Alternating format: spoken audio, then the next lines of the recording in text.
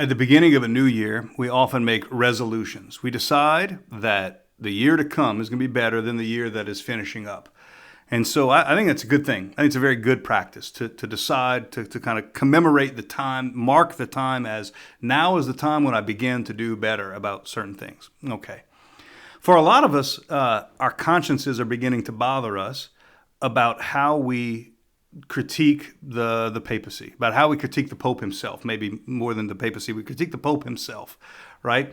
And so it bothers us because sometimes we find ourselves in our critiques that what we have to say becomes indistinguishable from hatred, right? That it's hard to tell that we love the Pope. It's hard to tell that we want him to succeed. It's hard to tell that we trust that the Pope is going to lead us in the right direction by the way that we talk. It's just hard. It's indistinguishable from hate. And some of us want to do better next year. Some of us want to somehow do better and imitate the saints a little bit more closely, right? These saints who, a lot of times when we're talking about the Pope, we just don't sound like saints, right? We don't sound like the saints that we all know and love. So I hear some people say, what I'm going to do is I'm going to cultivate kind of a medieval piety, right? So what they mean by that is the medieval period, or for a really long time, centuries and centuries, most Catholics didn't know who the Pope really was, right? Most Catholics never read anything the Pope had written. The majority of Catholics out there just lived a good little life, and sort of the Pope's, what they had to say and everything may have trickled down to them, but most people didn't have to worry about the Pope very much. And so for some of us, it's like, okay, I'm going to cultivate that sense of piety so that I don't have to worry about the Pope anymore. And that's going to keep me from saying a bunch of bad things about the Pope, which I somehow seems like it's wrong, what I've been doing. Okay. Let me first of all commend anybody who wants to go in that direction. Somebody who wants to stop hating the Pope, or at least saying things that are indistinguishable from hate about the Pope, by cultivating a medieval sense of piety. Good on you, right? That's good. I'm going to try to help you do that better through this video, right? I'm going to mention some things, several points in this video that might help you do that better, to really and truly cultivate a medieval sense of piety that's going to help us balance what is really a modern mind that, whether we like it or not, we have all embraced. Whether we like it or not. Here's the problem. We live in the modern world where our governors, right, those our civic leaders who have an authority over us, we choose them. I mean, if you live in a democracy like me, I live in the United States of America, great democracy. We often just say, throw the bums out after their term is up, right? If we don't like what they're telling us, throw the bums out. If we don't like the television station that we're watching, just change the channel. We don't like the radio station, change the radio station. Don't like what the newspaper's telling us, throw it out the window. Go find a website that you like that says it the way you want to hear it or gives you good, reliable news according to your perspective. We get to play the choosers in our world, right? In our modern, or really postmodern world, we are the ones who make all the decisions in almost everything, right? In almost everything. When we get that way, that we can boycott what we don't like and consume what we do like, when we live that way all the time, it plays tricks on us such that we turn that same mindset towards the church. Now, the church is different from all those other things I just mentioned. The church is different from politics. The church is different from something that we consume, like we're the consumer and somebody's trying to sell us something. The church is different from all of that. It's an institution founded by Christ, and it needs to be treated differently from those other ways that we interact with the world.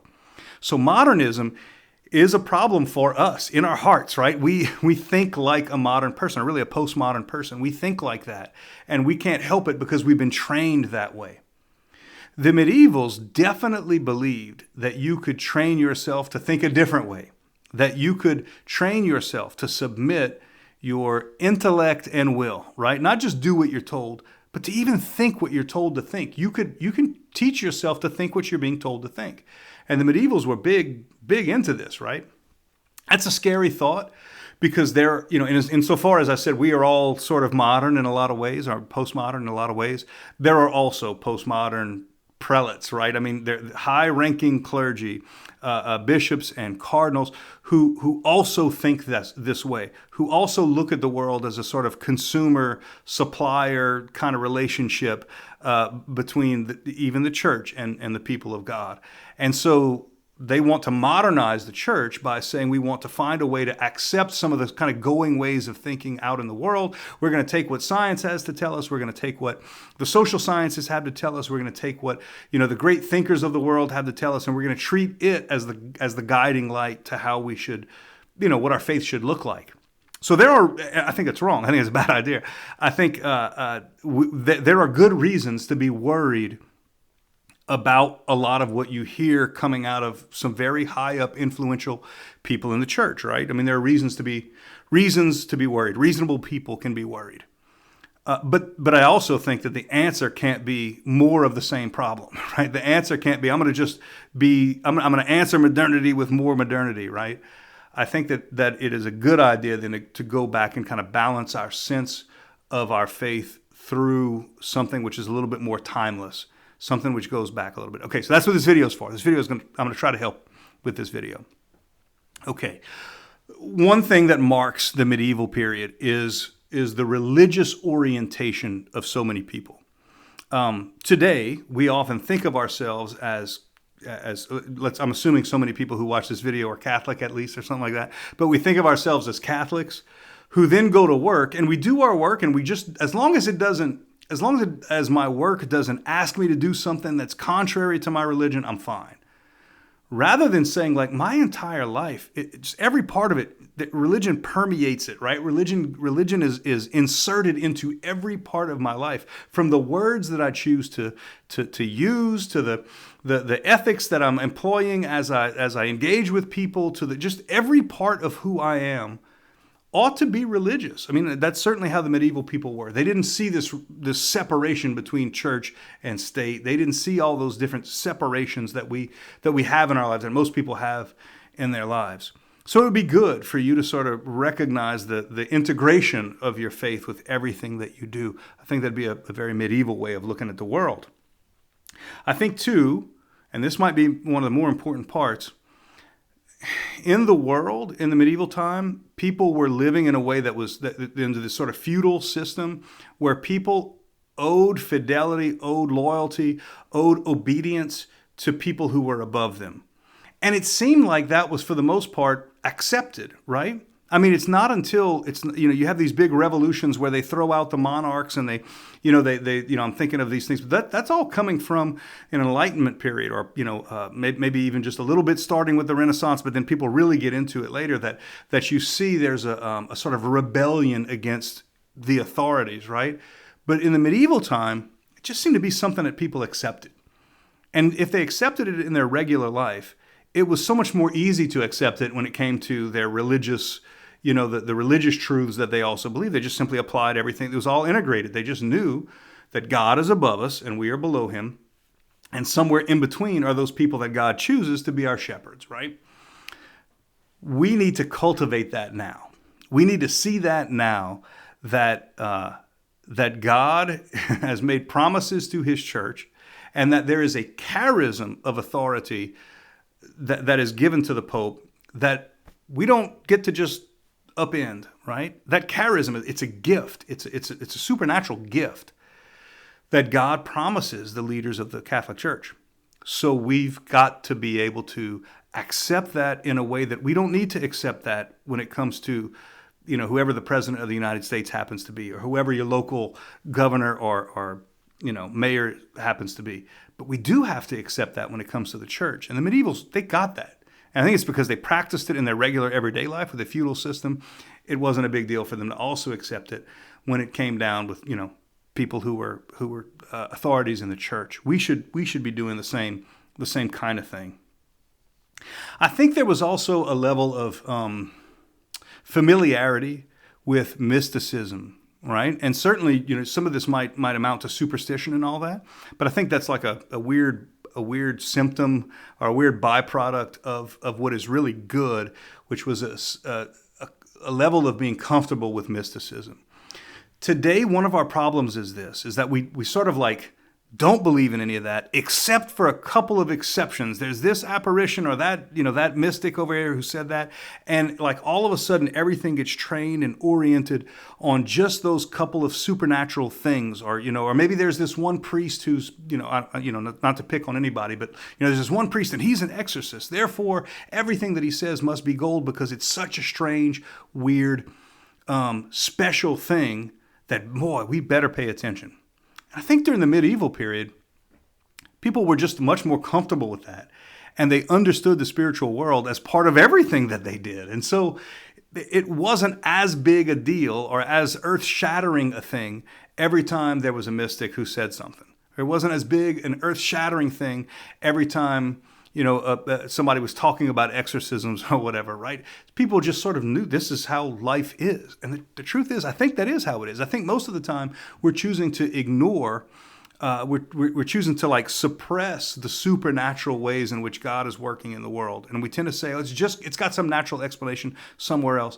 And so because we're so used to just suppressing those supernatural ways that God interacts with the world, that when one finally does poke out in a way that we can't ignore, it's like it gets all of our attention. And then we start falling for who knows what because we're not used to seeing the supernatural in the world. We get enamored with anything that looks supernatural. So I think that the medieval mindset might help us in that regard. I think in the medieval mindset there was a cyclical view of time, right? And this is super helpful, right? A cyclical view of time. That today it often feels like there's the present and then there's the past. And the past is like this big thing that you have to study and it's over there, but then you have the present and it's almost like we forget that the future is still in front of us and that a lot of what we're going through right now is just playing its part out, playing its role out, right? So the events that we see in the world and all that kind of stuff doesn't mean, how can I say this, right? The liturgical calendar and the seasonal agricultural cycles and all those kind of things can reinforce the patterns that life can fit into. And so I think we have to, if you really want to have that mindset, engage in the cyclical celebrations of the way the world works. Like recognize that Christmas happens when the days that kept getting shorter and shorter and shorter are now going to get longer and longer and longer. And make that matter to you. Maybe it doesn't because of artificial lighting. Maybe it doesn't because of who knows what. But like see it for, if you live in the Northern Hemisphere, see it for a playing out of a constant cycle, right? Learn when your patron saint's feast day is, right? Learn the calendar to when you should feast and when you should fast. Live in those cycles long enough, and then the regular world, the world that is less explicitly religious, just slides right into all that, and you have a better understanding of all that. And I think it gives you a certain sense of peace when you celebrate the real celebrations of our faith. And when you fast, when you should fast according to our faith, right? That will help us, I think. It gives us a sense of stability and a sense of understanding of the cycles that our world goes through. I think also there was a sense of a harmony of faith and reason. One of the things I notice often is that, and this happens a lot, and I'm speaking from a position of being a fairly conservative Catholic, right? Is that we often want to sort of like, we often want to kind of like give a middle finger to all the atheists out there, all the materialists, all the, we want to sort of like show them that we still have the faith. And so we kind of relish in these things which are weird. We relish in these things that sort of like, that show those modern atheists that we're still here, And I would say that we should just find a way to feel more natural in our own skin, right? Feel a little bit more natural in the way in which our reason and our faith are really two things that are engaged, that easily engage one another.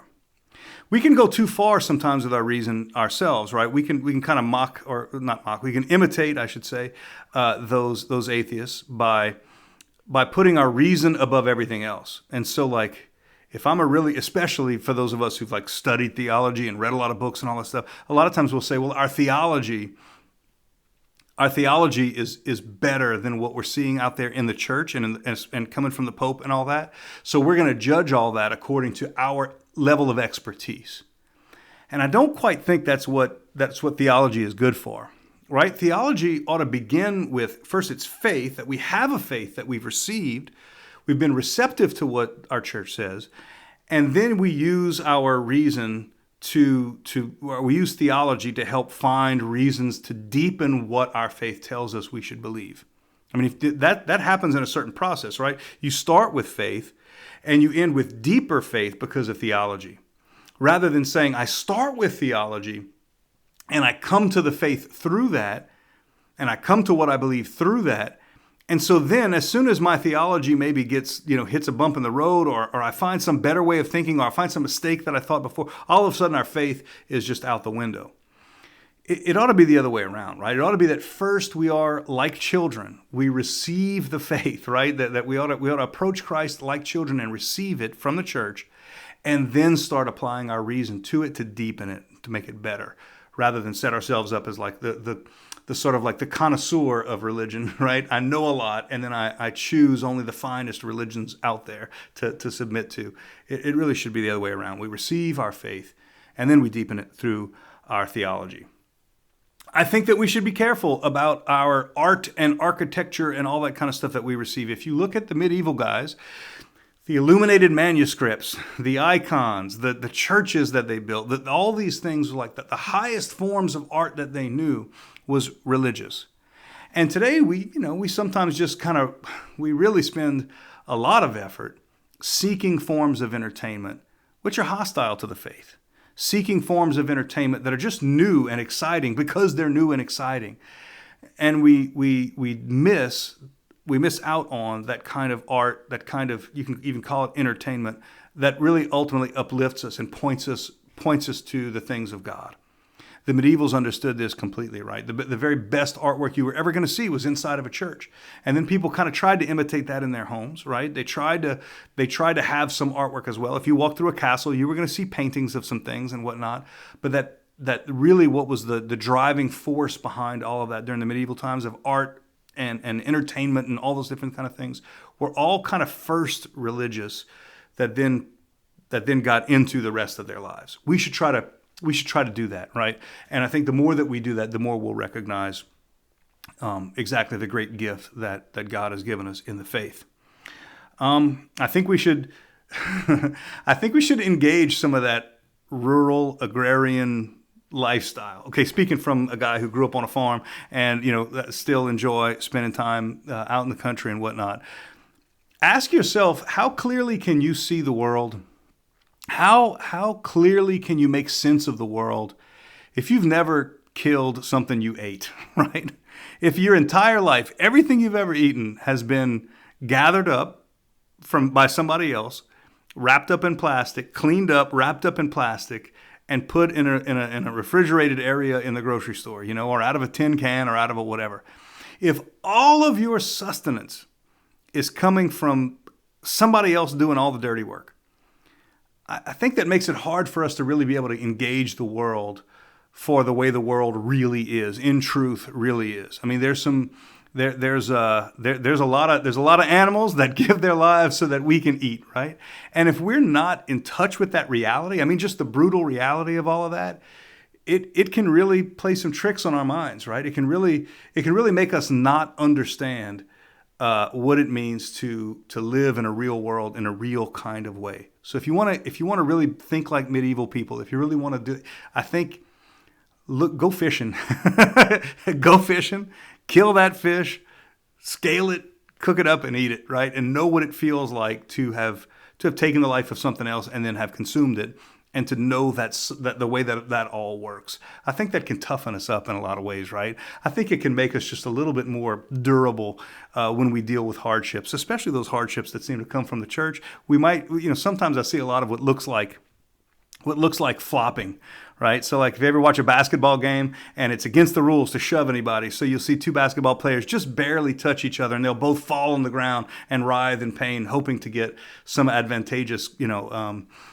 call, on the basketball court. They flopped, they pretended to be hurt. I think sometimes that even happens in our religious life, and I hate seeing it, and I feel like it's so bad whenever I see it. So practice doing the kind of things that can make you a little bit more durable and strong, okay, with that agrarian lifestyle.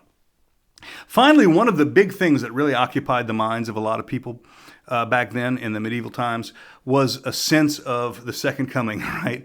This constant sense that the end of the world was near. And, you had, of course, they had reasons to believe this, right? You had plagues, you had all kind of things that made them think, oh, this might be the end.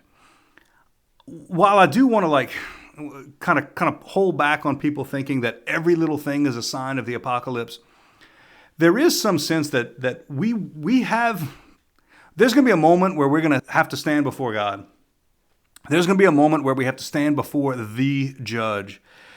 And God, the judge, right, is going to be is himself so much, right? God is who he is so much that I think in the end, whatever, however we might describe it as God judging us, it's mostly going to be our response to him that makes our afterlife either pleasant or unpleasant, right?